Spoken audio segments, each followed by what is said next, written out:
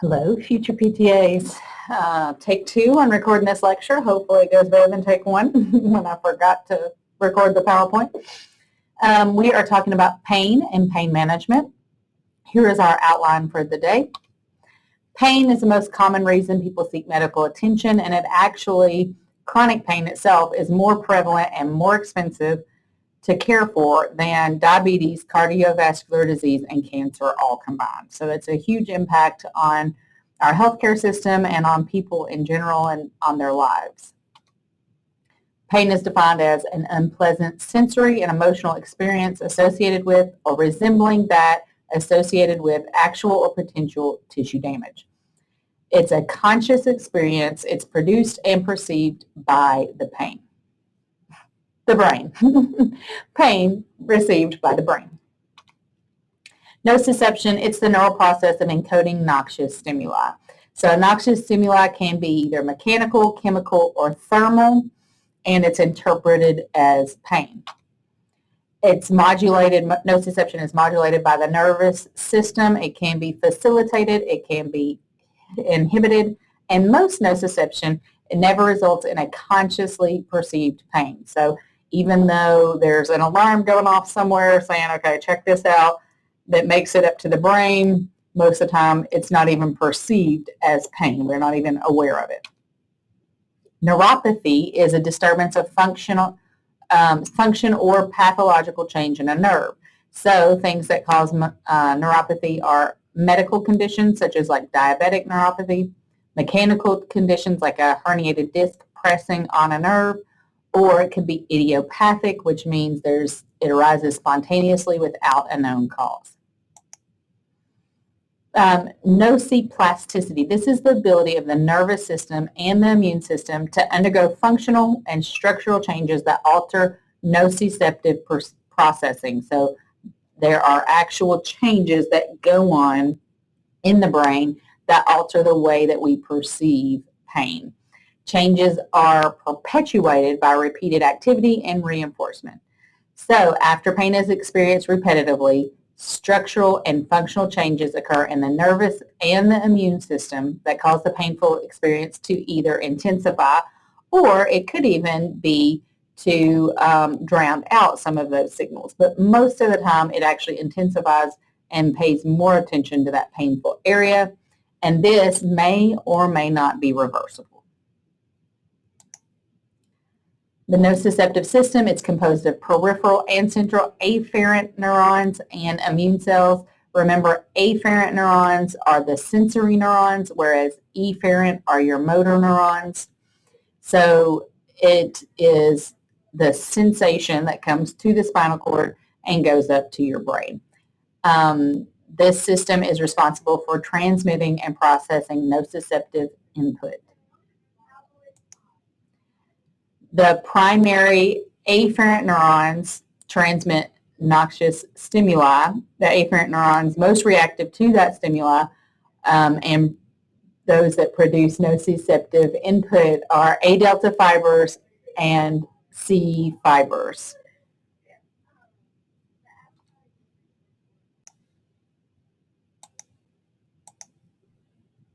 Okay, so the afferent nerves that are most reactive to the stimuli are the A delta fibers and the C fibers. Peripheral pain pathway. The primary afferent nerves, peripheral nerves, project into the dorsal horn of the spinal cord. Remember, that's the back portion of the spinal cord. The incoming signals are organized. They're separated according to the nociceptive functions in the spinal cord, and then they're modulated, and the modulated input is then transmitted into multiple areas of the brain. There is also a reflex in the spinal cord itself where it comes in and goes back out if the danger is high enough to create an immediate reaction or motor response, and otherwise it will go up to different areas of the brain. The gate control theory of pain, so nociceptive signals can be inhibited at the spinal cord by non-nociceptive input. So other inputs that can block that pain response. signals are integrated with input from either other primary afferent neurons, interneurons, immune cells, descending inhibition through the endogenous opioid system from the brain. So there are different things. It could be cell mediators. It could be a medication like a spinal tap or spinal injection. It could be other inputs like pain gating, like giving another feeling to that area other than pain to try and decrease or minimize that pain signal to the brain. Many physical agents are thought to control pain in part by just supplying a non-nociceptive input to the sensory nerves. And so it's just saying we're giving you something else to think about other than the pain in that same area.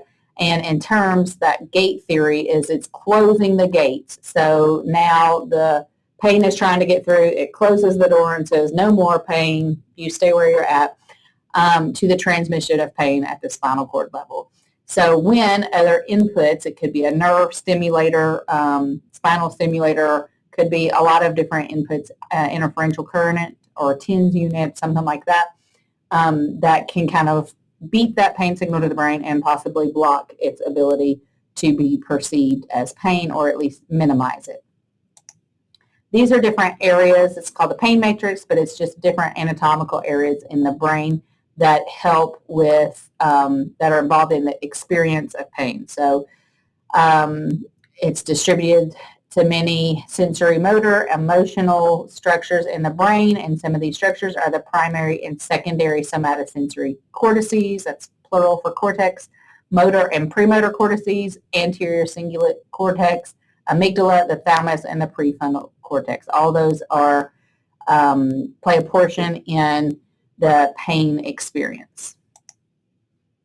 The neuromatrix theory of pain. So pain matrix unconsciously integrates nociceptive, non-nociceptive sensory input with biological, psychological, and social factors. So it basically determines what level of threat there is and how much of a need for protection, and determines how that pain is experienced and what action is produced in order to protect the area. It's intended to alert the person to danger, motivate them to protect the body tissue. So one example of that is when we sit for a long time, we don't get pressure sores. The reason we don't get pressure sores is because we're always readjusting. We're leaning to one side, we're leaning forward, we're laid back. We're always readjusting because sensory input from areas of high pressure are going to our brain and saying, this is uncomfortable. If you try and sit in one position for a long time, it's going to be uncomfortable. And if you don't change the position, once it's uncomfortable, it's going to eventually produce pain, which is your alarm saying it's time to move or else your tissues are going to begin breaking down. So when somebody's sensation is affected, like maybe they have a spinal cord injury and they're unable to feel the areas they're sitting on, they have to be reminded to change positions and do pressure relief in order to keep their tissues from breaking down, because that pain signal is interrupted and not being interpreted and causing the action to move to protect the area. So pain is a good thing. It's a protective thing. It's trying to decrease injury or damage, but it is an unpleasant thing when you're experiencing it. Acute pain is a direct result of either an actual or potential tissue injury due to a wound, a disease, an invasive procedure, a trauma, and typically it lasts less than 30 days in duration. It's directly related to a stimuli that is either a threat or actually damaging tissues. Whereas chronic pain, it persists longer than typical for a condition, and is associated with intermittent or chronic disease, typically lasts 3 to 6 months. Some of the diagnoses that are common to see chronic pain are fibromyalgia, neuropathy, complex regional pain syndrome, and many others. Other types of pain, there's neuropathic. So usually it's signs and symptoms of neurological dysfunction, such as paresthesias, itching, anesthesias, weakness. So you're having these abnormal sensations. Your body is either interpreting them in a poor way, or somewhere along the lines the signal is getting mixed up and giving you the wrong signal for what to feel based on the pain. And those are all symptoms of neuropathic pain. Nociceptive is there's a clear stimulus-response relationship. So there's an injury and you have pain related to that injury. Nociplastic, it can result in symptoms that no longer reflect the state of the tissue. It's widespread, it's inconsistent, it's not analogical distribution. So chronic pain and nociplastic pain will have some overlap. One thing that comes to my mind is, no, I can't think of the word for it. After someone has, phantom limb syndrome, thank you. After someone has an amputation, sometimes they will still have pain in a foot that's no longer there. And some of the theories behind that is that the neurons are just constantly firing because they know something's wrong, like something's majorly wrong because a body part is now missing that they're used to talking to. And so not getting that communication from that body part causes them to rapidly fire and just sporadically, randomly fire, causing a constant perception of pain. And how do you decrease foot pain when there's not a foot there? So there's a lot of things we do in therapy, sometimes just rubbing that area and giving it something else to focus on. A lot of times we use a mirror in front of it or have them look down at the area while they're touching it so that their brain can start reinterpreting the signals it's getting as normal and really change the way that they perceive that painful experience. Ways that we measure pain. So I'm going to go to the next one and come back. A lot of times we do interview, clinical exams, written scales, questionnaires. This is a scale that I like to use where they can either use numbers or these words or the pictures of the faces to describe or to quantify, to give a number to their pain rating. The reason that we rate people's pain is because it helps with communication between patients and providers, helps you target the right treatment area and set goals, and then monitor how effective the treatment is. Some of the other scales that we use is you can just do like a line and they draw an X on the line somewhere where they feel is representative of how much pain between the least pain possible and worst pain possible. A lot of people have a lot of trouble quantifying their pain, either giving it a number or a rating. The 0 to 10 scale is what I use most often in the clinic, and so I just say on a scale of 0 to 10, with 0 being no pain, 10 being the worst pain you can imagine, how much pain are you in right now? Then they give me a number. Some of the responses you get will kind of make you like throw your hands up and say, I don't know what to do with this, because oftentimes I would get like a 14, and I'm like, well, the scale ends at 10, so you can't have more than 10. They're like, oh, it's at least about a 14. I was like, okay. And sometimes when you get a lot of high numbers like that, you can say, because a lot of clinics do have a policy where if your pain is 10 out of 10, we have to call an ambulance and have them come get you because something is majorly wrong. And oftentimes people will be like, well, I don't need an ambulance. I've been living with it this long, and then they'll kind of change the rating. Not that you want to change somebody's rating, but if it's off the scale, it doesn't really help that much. Another thing I used to get a lot in the clinic is, well, for somebody else, it'd be really, really bad, but I have a high pain tolerance. So for me, it's about a 7 or an 8. And it's like, well, have you ever experienced anyone else's pain to know how yours compares to theirs? Because as far as I know, nobody's ever done that. So it's hard to say what your pain experience is compared to somebody else's. So when you get in the clinic, you'll laugh when you get patients that describe it that way. But try not to laugh in the face. Yeah, we love our patients, and we know that they're in pain. We don't want them to be in pain, but some of the responses are a little bit comical.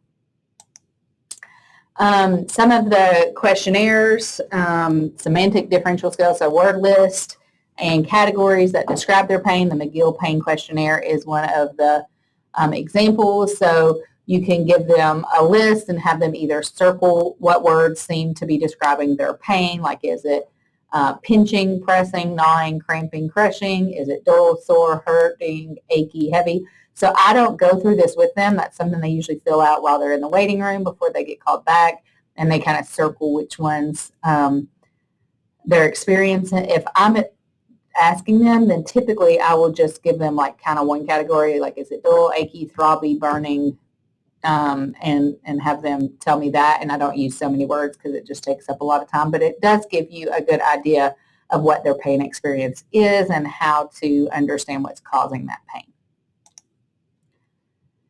There are scales as well, a pain log or a body diagram. Pain log, they just write down different activities that either make the pain better or worse, and functional changes over time, maybe what they could do more of or what they're doing less of because of the pain. A body diagram is a picture of a person's body, and they circle, color, mark the areas of pain. So it's helpful to use a ledger or something like this where it's like put X when you have sharp pains, a pin in all the places you have pins and needles, a line for shooting pains, and a more jagged line for achy pains, and have them just color in the areas that they have pain based on that. Some of the things, skipped over it. Some of the things we use for pain management are modalities, medications, and cognitive behavioral therapy.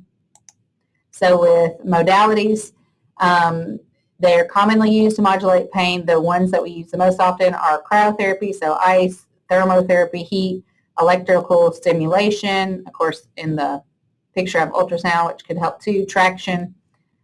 Some of the things that they do are decreasing inflammation, increasing the opioid levels, so your body's kind of natural painkillers, modulating nociception at the level of the spinal cord, like we talked about, how it will actually beat the pain signal, like the pain gating at the level of the spinal cord, altering the nerve conduction, so maybe getting them to fire less frequently, modifying vascular tone and the rate of blood flow to either reduce edema or ischemia, so basically to increase the blood flow and get oxygen to the area if ischemia is the problem, or to restrict the blood flow and get some of the swelling out of the area if that's the problem, and then decrease the muscle spindle system to indirectly reduce muscle spasms. So it helps with inflammation, with different parts of the pain process, with the swelling and the lack of oxygen that might be causing the pain, and with the muscle spasms. Some of the benefits of physical agents are that all the things we just said is kind of that first bullet, helping kick in some endorphins and decrease your pain experience. But it might also help the underlying cause, which would be the best case scenario, trying to target what's actually causing the pain and not just the symptoms. It allows the body or the patient to interact with their body part and practice pain management skills independently. So sometimes deep breathing or just changing your focus or different things can help a patient really have less of a painful experience. So anything we can do to help them manage that is great. And it helps avoid medication-related side effects, either becoming addicted to the medication, or a lot of the medicines have side effects like constipation or unable to drive while you're taking it, or different, sleep disturbances, different things like that. So for pain management, as far as a pharmacological approach, the drugs that are given for pain, some of the systemic analgesics are NSAIDs, so non-steroidal anti-inflammatory drugs. Those are like your aspirin and your ibuprofen. Acetaminophen is Tylenol. Opioids are those stronger painkillers that are prescribed and sometimes addictive. Anticonvulsants and antidepressants are other types of medications that can be also used for pain, especially like with a long-term pain experience or with migraines or things like that. Spinal analgesia, So like a spinal, like an epidural where they put the pain medicine directly into the spinal column. Local injections, just painful shots in the area, and then topical analgesics, that they can rub, ointments that you can rub on for pain relief. And then our last slide for now is this cognitive behavioral therapy. So scheduling activities, reminding yourself to take breaks, breaking down tasks so you do little things at a time rather than overdoing it and causing more pain. That can be part of it. Cognitive restructuring can be part of cognitive behavioral therapy, where you're educating and informing the person on how to alter their pain-related maladaptive thoughts and emotions. So when you are in pain, especially chronic pain, it can cause a lot of poor thought patterns and a lot of emotions. Depression is closely related to chronic pain. Suicidal ideation, feeling like I can't get out of this pain, I'd rather just not be here, things like that. But figuring out those thought patterns and helping redirect and replace some of those with more constructive thoughts. One of the things that I've learned during like mindset courses and stuff is this thought serving me? So if I'm constantly like, it hurts so bad, I can't even do anything. If I'm saying that over and over, well, my mind's going to think more and more, I can't do anything. It's just too bad. But if I start to replace that thought with a thought that serves me better, of like, it hurts, but I can still do this. It hurts, but I'm going to try. Things like that really can change not only your experience of pain, but your life experience, how you view the day and what you're able to do in spite of the pain. Graded exposure. So they're practicing the feared and valued activities that have become limited due to pain, fear, and deconditioning. So little by little, trying to do more and more of the things that they want to do in spite of the pain. And then gradual, self-determined progression towards a goal. It's important for them to be the main directors of those behaviors and to determine how much to do and when, to listen to their body, but also to try and overcome some of that pain. So the remainder of this lecture is just clinical case studies that we'll go over in lab together. And I will see you in the next lecture.